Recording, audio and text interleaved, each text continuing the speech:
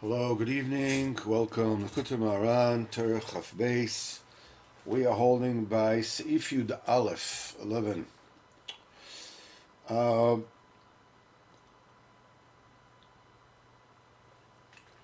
the process basically is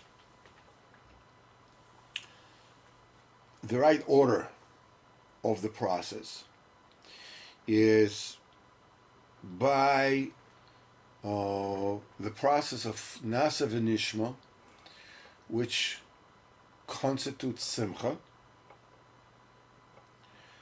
A person is able to gain the kind of resolution that he needs in order to overcome the boldness, the hurdles of the boldness and the coarseness of what they call Azaz Sitra Achra. This is boldness which comes from the essence of Tumah.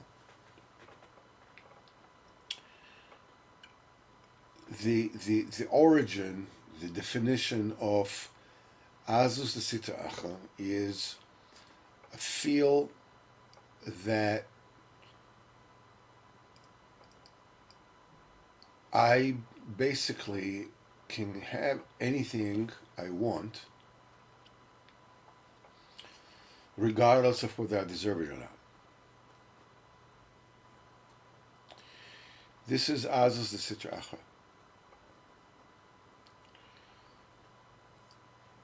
This has to, the only way to overcome that, it has different kind of manifestations, the Maisa. But the way to overcome the Azaz Sitra Achra is by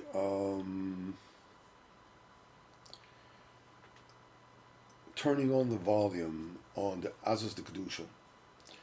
The source of Azaz de Kedusha, as opposed to Azaz Sitra Achra, Azaz is always when I want something that I don't deserve. The definition of when Azaz is Azaz de Kedusha and when Azaz Sitra Achra is always depend on who am I doing it for. Azaz the Sitra Achra, Azaz is something when I'm always, any kind of Azaz, is always me going after something that I don't deserve. The thing that labels it Kedusha or Tuma is whose will am I fulfilling by doing that. The Azuz, the Sitra Achra, is when I want to satisfy my will. And I don't care whether I deserve it or not. And Azuz the Kedusha is I want something that I don't deserve. But the reason why I want it is because the Kodesh Baruch Hu wants it. I want it because the Kodesh Baruch Hu wants it. So even though objectively I don't deserve it, and I really don't deserve it, but nevertheless, this is what HaKadosh Baruch Hu wants. So, being that I'm doing this because it's Ratzon Hashem, that makes the Azus, the boldness, the chutzpah, Azus the Kedusha as opposed to Azus Sitra Achra. With that Azus, when I overcome, with Azus the Kedusha, I overcome Azus Sitra Achra, and that enables me to get close to the Shivaroim, the shepherds that grow the Emunah, and receive from them a live wire Emunah in the Kedusha HaKadosh Baruch Hu, His Torah and His Tzaddikim. That super sensitizes me to the message that I get from the tzaddikim, the musr that I get from the tzaddikim, the tzaddikim emes, because these tzaddikim emes, they have the job of conferring with the Kodesh Baruch Hu, consulting with the Kodesh Baruch Hu about the judgments that exist in reality on the generation, and their job is and their job is also to come to Am Yisrael and admonish them and let them know how far they are from where they need to be, so they can ameliorate and sweeten the judgments, so they don't get out of hand and they don't get sucked by the Sitra Achra. And therefore the judgments themselves, instead of, they will remain a din Torah, which means it's like a discipline of a loving father that wants to get his children close to him, as opposed to a discipline that becomes a din achzori, a cruel judgment, that instead of bringing close, actually pushes away. So, being that the tzaddikim have this very sensitive job, both confirming Kodesh Baruch Hu, finding out what the judgments are, and telling the people of Am Yisrael, at the same time they need to camouflage and cover the fact that this process is going on, that there are judgments on the world.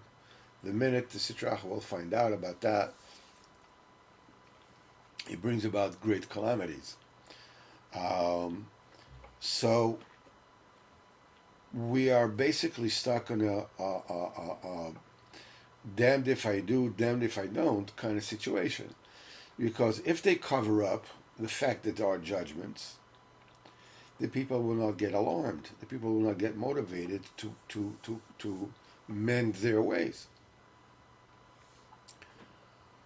But on the other hand, if they let rip, the true extent of what is going on, Sitra Achra will find out about it and will prosecute and corrupt the Gzadin and become a din achzori. So the way out of this conundrum is when Am Yisrael get the emunah from the Shiva Roim, they get this extra emunah in the tzaddikim. So that allows the tzaddikim to signal what is actually going on, and the fact that there are judgments on the generation in a much more subtle way. Sometimes the tzaddik just seems to you to be in a bad mood. All right. Sometimes he may admonish me harshly. That would, maybe elicit some kind of displeasure, displeasure, humiliation. Come on, I got feelings too, You can tell me the same thing in a nice way. But when you possess the kind of emunah that you need to have, all these things signal to you, because you believe that the tzaddik has their secrets in Razin and Razin the Razin, secrets within secrets, because his metzius is one that is united with HaKadosh Baruch Hu. So whatever he says, there are of course those tzaddikim, the tzaddik emes, like Rabbeinu, the Tzaddikim Gedolim, that by them, I mean, everything is open. But even when you are close to seriously holy people that are dovok in the Torah, when we are close to them, there are secrets and the secrets within their behavior, whether they're aware of it or not, because their whole existence is Torah personified. Gemara says how foolish people are that will stand up before us of a Torah. They don't stand up before a Talmid Chacham, because a Talmid Chacham is a Kodesh Kodeshim. You know, I learned with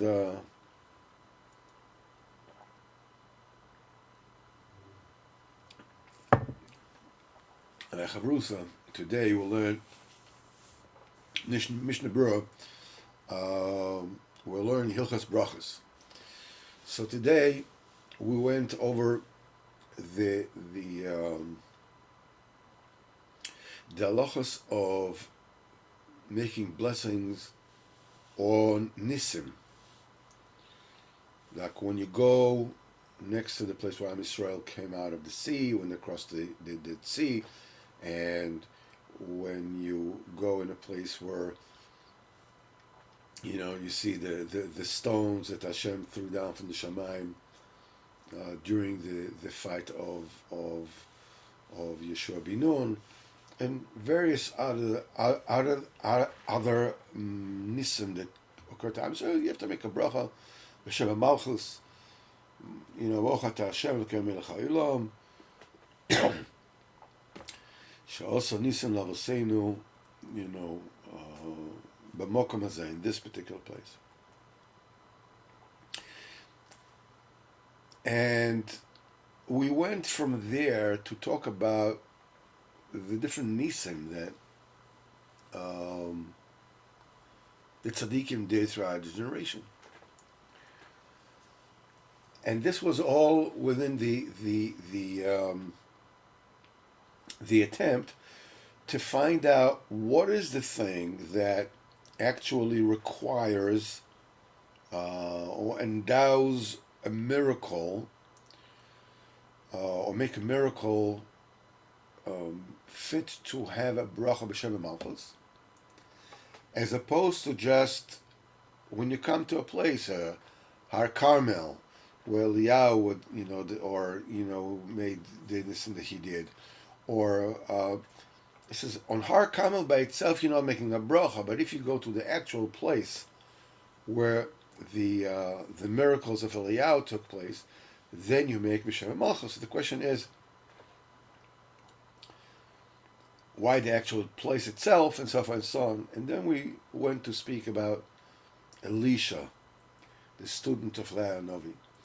Chavrusa mentioned, that Elisha is really a standout. He is practically the only one from all the Nevi'im that the Gemara makes a big to-do about the moifsim that he did. There says everything that all the nifloes, all the wonders that he did. The Gemara says in Maseches Megillah, how do you know that the gedolos, the nifloes means nisim, whatever. This was saper gedolos asher asa Elisha. Tell me about the great things Elisha did. We're talking about nisim. We're talking about tefillah. We're talking about nisim. So the Gemara gives a certain an excuse for why they are actually enumerating the nisim that Elisha performed. Because when Eliyahu Novi, his Rebbe, was taken away from him, he asked him, "What do you want me? What do you want me to grant you before I leave?" So he said, "I want you to endow me with twice the spirit that resides on you." So Leonova says, you asked, it's a difficult request. He said, but if you will see me taken away from you, you will get that. There's a whole Likutey Moharan of how that works. And so it happened. He saw the chariot of fire coming down, taking El Novi, and El Novi went up to the Shemaim in his body.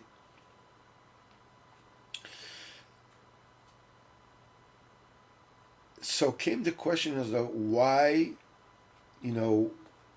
don't we make a bracha, for instance, that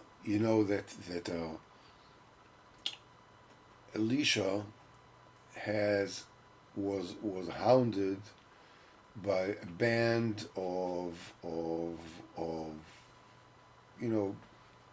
really not good people that hounded him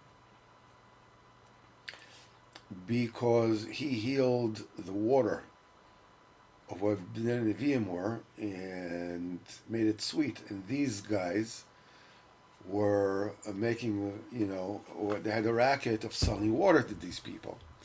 So once Elisha healed the water, he heard business. So they went heckling him, 42 of them. They went heckling him. So he took a look at them. He turned around, he took a look at them, and he saw that none of them will have, children that will be, they will do tshuva, whatever it is, and he cursed them. And two bears came out of the forest. Two bears and the cubs, whatever, I don't remember exactly the story, came out of the forest and mauled 42 people. So the Gemara has a whole shakel v'taya about what was the miracle here. Or that he cursed them and bears went and eat and mauled them. Well, the Gemara says, no, what the moifus was, there's an argument in the Gemara. One say, there was a forest, but there were no bears in that forest. So Hashem created bears, in those forests, and those bears came out and mauled these people. Another opinion in the Gemara says, no, the bears existed already, but the forest did not exist. So Hashem created the forest, and out of the forest came the bears, and they mauled the people. So obviously you need to understand what's the big spritz about what you need to create the forest for the bears. You need the bears, to maul the people. Why you have to create a forest, for the bears to come and maul the people. The maskana of the Gemara is even more sensational. The maskana of the Gemara is there was no forest. There were no bears. Kadosh Baruch Hu created forest and bears, from that forest the bears came out and mauled the people. So regarding, last week the Makas Arov that we read in the Parsha, there's a question of what was the Makkah. I mean, those animals existed already before. In fact, the reason why the Egyptians were smitten with that particular Makkah was because they used to send Am Yisrael to hunt these animals and put themselves at risk. So now these animals came, to these Egyptians' residence. So one of the Meforshim, I'm not sure who it is, it's the Malbim or somebody, that says that what was the miracle here? He says, and he brings about that particular Gemara about the bears in the forest. And they said that the reason why HaKadosh Baruch Hu created the forest is that the bears should feel comfortable. And you go, excuse me?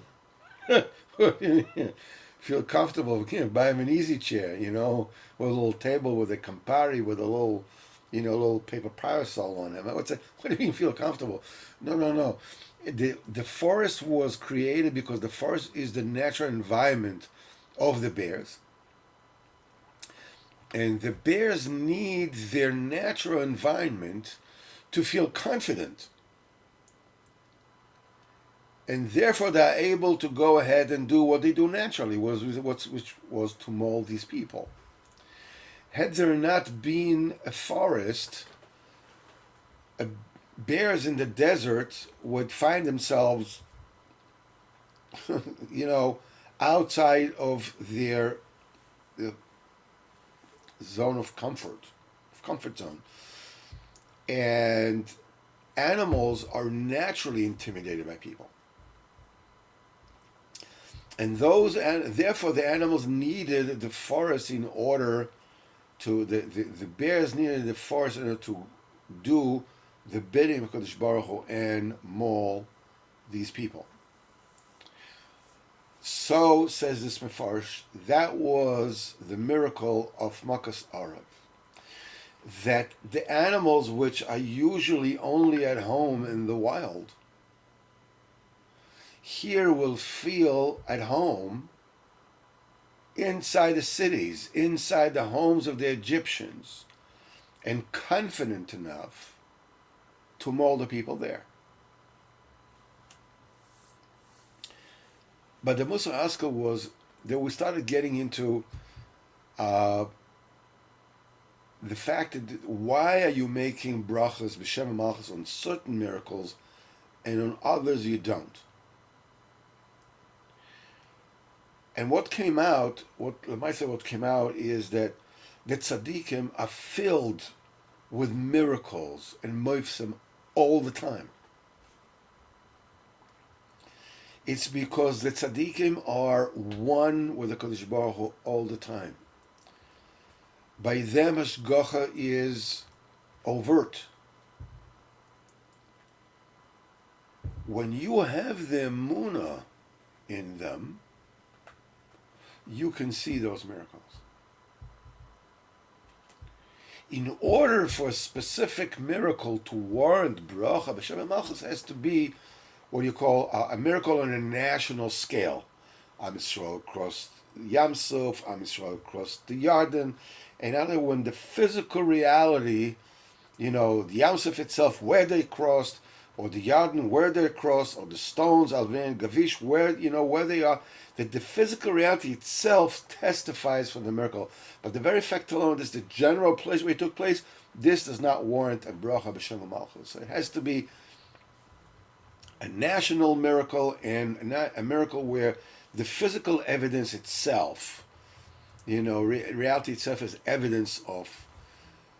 But the important thing to understand is that the tzaddik is filled with moifsim all the time, the gashmis and in ruchnis, all the time. It's non-stop. And when you get the emunah from the Shiva Roim, you are able to read the nuances by the Tzaddik Emes and their Talmidim, and get the message without the tzaddik having to amplify the severity of the infringement. So like this, both missions will be accomplished. A, you'll get the message, and B, the fact that judgments exist is concealed.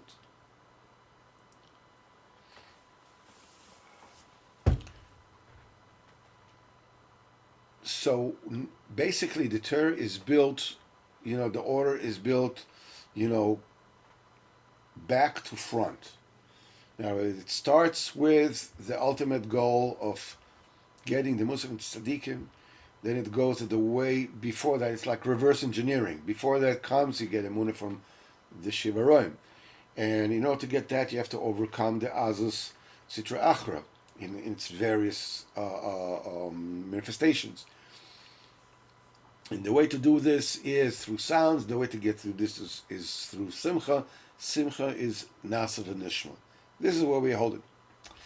So in Simini the Alv says, Achsheroitzim Latzas Madre Nasa V'Nishmal to a higher Madre Nasa V'Nishmal. That's, it's an endless process where you're all the time you're going up and up and up and up. He says, Tzarech liyos yerida kodem aliyah. You must have a trough before the ascent. Ki yerida tachlis aliyah. The purpose of the yerida is to enable the aliyah. It's a concept that is repeated again, and again. In Teres Rabbeinu, Reb Nosson writes about it a lot, and the reason why this is critical is because anybody who has a smidgen of sechel amiti in his head, no matter what goes on him, whatever he has to go through, has to learn the ABC of Avodas Hashem. The ABC of Avodas Hashem is that it's cyclical. You're always going from one step to another. Whenever you go to the upper step, as we'll learn more in depth in Terech Hafei, it's once you're up, once you're down. Once you're up, once you're down. And the fact is that you go down in order to go up. And in fact, you don't even know exactly when the real up is and when the real down is. I mean, if Chas v'Chalila a person does Averis, that he's in Yerida. But nevertheless, the important thing is to understand and to realize when that you don't really know. When you're down and where you're up. It may very well be that you feel that you're totally out of it. You're not really davening, you're not really learning, you're not really, making this way to do this, and when you do, maybe a couple of seconds, you have a second there, and you go, and you feel like, I'm in a real slump. You have to adopt the Yogi Berryism of saying, I ain't in a slump, I just ain't hitting. You're not in a slump. You're just not hitting right now. The idea is you have to wait and you have to yearn to come out. But you're a pro. The same way that professional athletes have to deal with downtime, with training, with injuries. We are professional, quote-unquote, athletes. More than that, we are a professional army. We are, don't look at me, but we are an elite unit. I don't know how many of you know who Ben Gessner is. Ben Gessner is a wonderful designer that designed much of, maybe even all, of the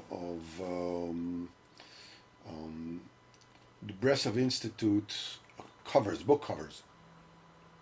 He's a wonderful designer, and he's actually retiring. I got an email from his studio. They're putting together some kind of a book, a memory, whatever it is, for all the people in her life, whatever it is, in letters and whatever it is, with your family or clients or whatever it is. And so they asked me to contribute something. Now, I haven't had, I know him, but didn't get actually to work with him.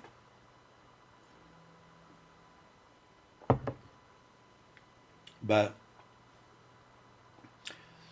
I would like to share with you that particular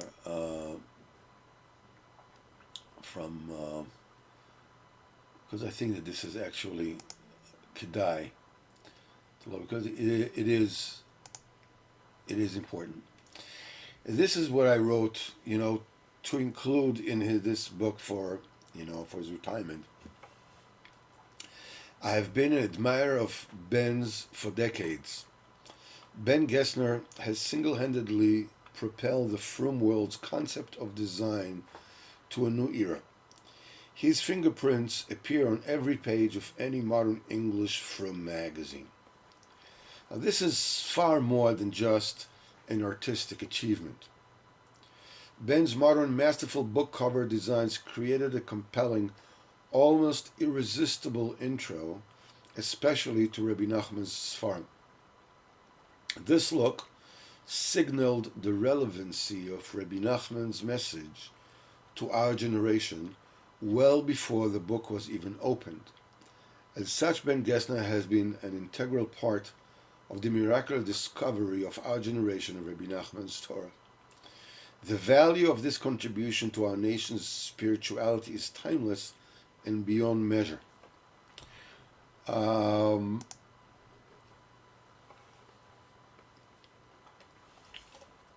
have anything to do with Rabbeinu, to have anything to do with Avodas Hashem, what Ben Gesner did was, when you picked up the Sefer in a store, Me'ashorim or whatever it is, the Rabbi Nachman's Sfarim got into bookstores they otherwise would not have gotten into, because the covers, you probably know Advice, with the quill, the black quill, stuck in the Aleph base book, the Agoda Shel Pesach with the crumbs of matzah photographed on it, that you actually want to wipe off the crumbs of the cover of the book. How many people actually picked up these Sfarim because of how compelling these covers are. The zchus of making a cover for Sefer Rabbeinu is the zchus of making the connection between the tzaddik and you. It creates a bridge, because what you and I are dealing with, regardless of how successful or otherwise we think we are the cutting edge.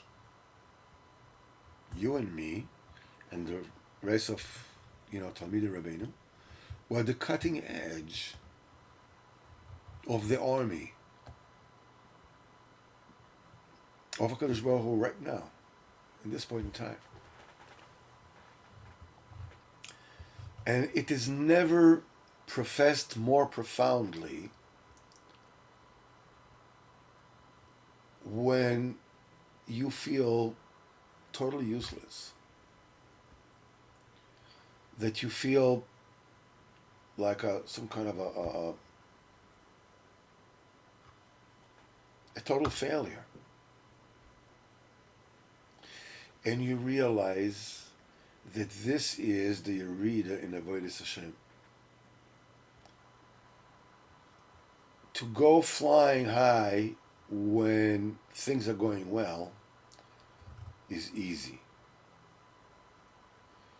To keep on plodding when things, when you feel like you're stuck in mud, and you really, really, really don't feel like doing anything, but you do it anyhow. This is the Yerida L'Tzarech Aliyah. And this is what Rabbeinu says. David HaMelech was not roy to, the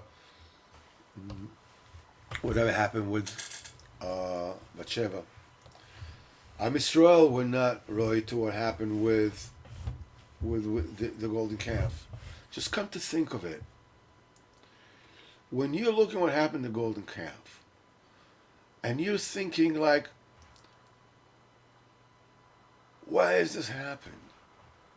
Right after Kadosh Baruch Hu gave us the Torah, comes the golden calf. Why has this happened to us? Why did Hashem allow, quote unquote, for this to happen to us? The answer is that as horrible, horrific a sin as that was, it was necessary. It was necessary in order to show us that there is tshuva in the world. David HaMelech's episode with Bathsheba was necessary to show that there's tshuva for Yochid.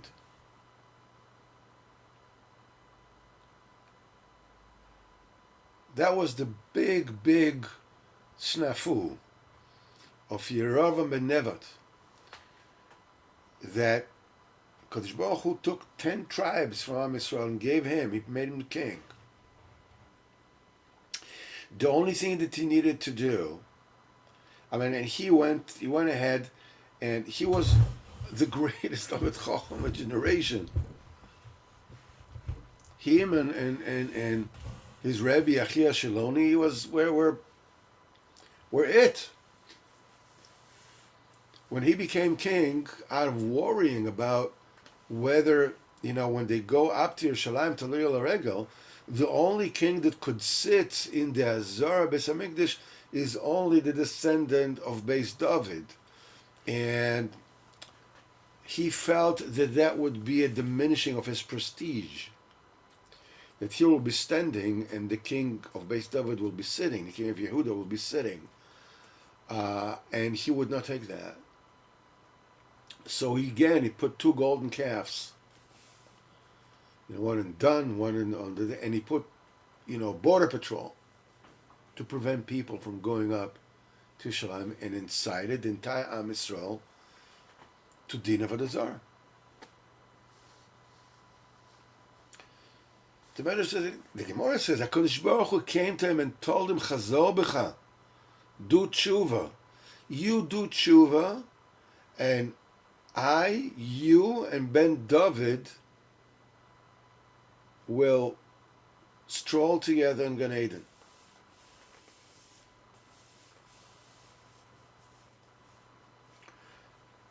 He said his answer was, who's first? Who walks ahead? HaKadosh Baruch Hu already told him, it's me, you, and Ben David. What is he asking? Because Baruch Hu says Ben David walks ahead. So he said, then I'm not interested.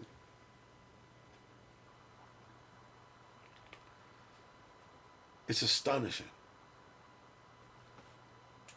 Besides the fact that it's astonishing that somebody who is so much trapped in the Sitra Achra, to the point that HaKadosh Baruch Hu tells him, get back. In other words, he's great enough for HaKadosh Baruch Hu to talk to him, and he knows who's talking to him. HaKadosh Baruch Hu tells him, me, you, and Ben David will go together in Gan Eden, and he's asking who is first. What's going on here? Why is HaKadosh Baruch Hu giving him this kind of privilege? That when HaKadosh Baruch Hu told him we're going to go and Gan Eden together, he mentioned him first, then David HaMelech. The answer is because had he done tshuva, he would have combined both the tshuva l'Rabim, the entire Am Yisrael will go up to Yerushalayim, as well as tshuva l'Yochid, he will humble himself before the king of Yehuda for the sake of the Ratzon HaKadosh Baruch Hu. For that, he would have warranted to walk before David HaMelech, because David HaMelech showed tshuva l'Yochid. The Chet HaEgel, the original Chet HaEgel, was showed as tshuva is available to the Rabbim. Had Yerovam and Nevat would have done tshuva, it would have been a combination of tshuva Rabbim and tshuva Yochid together, combined.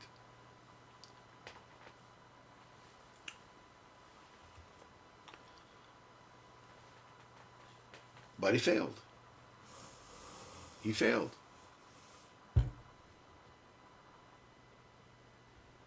He was already caught up on who's on first. Now it was Abbot and Costello were not the first one to wonder who's on first, right? Yerom Benevat was the first one to wonder who's on first. Excuse the bad joke. Anyhow, be that as it may. This is what it says, והמכשלה הזו תחת ידך לדברי תורה שאדם עומד עליהם, אלא אם כן נכשל להם. המכשלת עליך, the hurdle, the falter, the trough, the failure under your hand, the reason why you hit that speed bump, is because these are the return that the person does not realize, how deep they are, how meaningful they are, unless he actually fails and falls in them. Ein odm elo divrei Torah, Rabbeinu says, divrei Torah, these are the diburim that are around the mitzvah. Vidaber Shem el Moshe, as we said before, Shem B'chinas Nister, that's the nishma, that's the higher b'china, B'chinas Tefillah, and oimed aleim, and divrei Torah odom oimed aleim, oimed is Tefillah. This is the second synonym of Nistar, which is Tefillah, ki en amida ela Tefillah. Lasos divrei Torah, to do from divrei Torah, which is the nas, to make, B'chinas Nishma, divrei Torah, which is around the mitzvah, which is B'chinas Nishma, to make it a nas, bring it in. You will be masig the secrets of the Torah until that it will be the Amida, which is the Tefillah, will be Alayim, will be on the Divrei Torah. In other words, that you will have a Bechina of Amida, a Bechina of Tefillah, a Bechina of Nishma that is higher than the one that you already have now. And all the time, Nishma Nasa, because when you take that which is yet beyond you, which you are not capable of doing now, and you bring it down into Nasa, you'll have a higher nishma, a higher madriga, will still elude you, but you will already realize it. You'll already realize that's what I'm shooting for. This is not possible to make this, to bring the high down and to go up again. It is impossible to do unless you actually fail in the process. First of all, you need a Yerida. That's the stumbling block. This is what it says, at that day, Am Yisrael will look for their sins. Why would we look for the sins? In the future, everything will be tshuva. Yeah, and therefore, he says, he says that the thing that you did advertently, the thing that I didn't remember, becomes as chos, not only that Kodesh Baruch Hu says, okay, forget about that. This is, when the shgogas, the zdornis becomes like shgogas, the tshuva mira. Tshuva mehava becomes chusim. It becomes actual merits. From the various of Am Yisrael, that will become Torah. That's why at that particular point in time, they will look for the sins of Am Yisrael. How do we take another sin of Am Yisrael ever did to make Torah out of it? In other words, it won't be anymore. Why? Because all the sins will already be included and fused into Ein, into Ein Sof, into Kodesh Baruch Hu, Ein Sof. And over there, all the Averis, all the Avonis becomes Chuyos through the Tshuva. In other words, the Yerida, the Tachlis HaAniyah, the way we said before.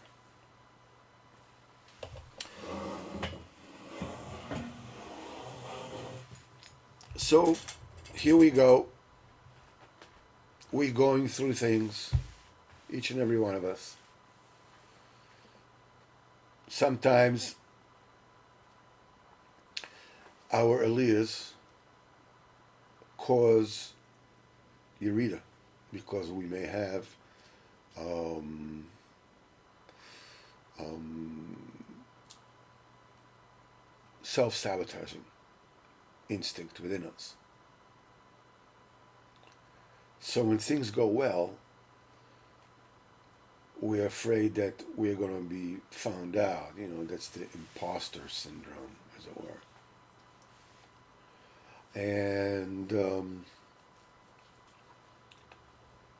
we feel comfortable maybe sitting in the mud. Sometimes being up is wearing the up, something not. It doesn't matter. The main thing is for us to concentrate of where am I now? Rebbeinu Shalom, where are you in my life? And lean on Rabbeinu's koyach. Lean on the koyach of the tzaddik. And hang on. Shem Baruch that should help us, B'ezrat Hashem.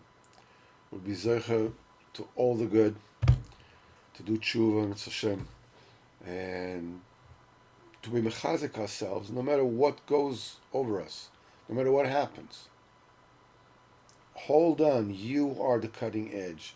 You don't get the Congressional Medal of Honor and the Purple Heart and whatever it is, for sitting in a hammock while the war is going on.